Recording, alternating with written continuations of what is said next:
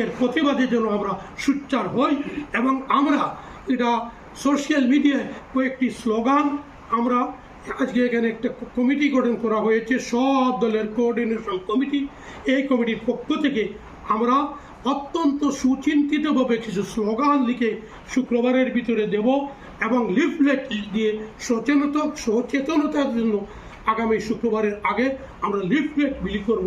আমাদের প্রতিটি মসজিদ মহল্লার কমিটি, সব ধর্ম এবং সব গোষ্ঠীর জনগণ আমরা যেন প্রতিবাদে সোচ্চার হই এবং আমাদের পার্শ্ববর্তী ধর্ম নিরপেক্ষতা বিশ্বাসী, সংবিধানের প্রতি আস্থাশীল ও মুসলিম বুদ্ধিজীবী ভাই বোনদের যেন আমরা আমাদের সঙ্গে নেওয়ার চেষ্টা করি।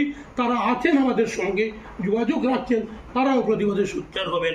এই আহ্বান জানিয়ে আজকের মতো আমরা এখানে সমাপ্ত করার আগে ঘোষণা করছি, আমাদের এই আজকের কোঅর্ডিনেশন কমিটির পক্ষ থেকে সমস্ত ধর্মীয় সামাজিক সংগঠনের পক্ষ থেকে মেমোরেন্ডাম প্রস্তুত করে ভারতের রাষ্ট্রপতি, প্রধানমন্ত্রী এবং আসামের মাননীয় মুখ্যমন্ত্রী, রাজ্যপাল, সংশ্লিষ্ট সবার কাছে আমরা প্রেরণ করব এবং প্রতিটি মহল্লার আমরা বিশেষভাবে যুব সম্প্রদায়ের কাছে আহ্বান জানাবো, তারা যেন ইমেইলের মাধ্যমে আগামী শুক্রবারের ভিতরে আমাদের পাঠানো এই মেমোরেন্ডামের কপি ইমেইলের মাধ্যমে, যেভাবে অক্ষয়ের সময় লক্ষ লক্ষ প্রতিবাদ মেইল পাঠিয়েছিলেন, আগামী শুক্রবারের আগে যেন লক্ষ লক্ষ প্রতিবাদী ইমেইলের মাধ্যমে পাঠান, এই অনুরোধ রেখে আজকের আমাদের এই সংবাদ মিট এখানেই শেষ করলাম।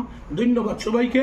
আবার শেষ থেকে অনুরোধ করব, কাউকে যেন কোনো প্রকার উস্কানিমূলক বক্তব্য রাখার সুযোগ আমরা না দিই।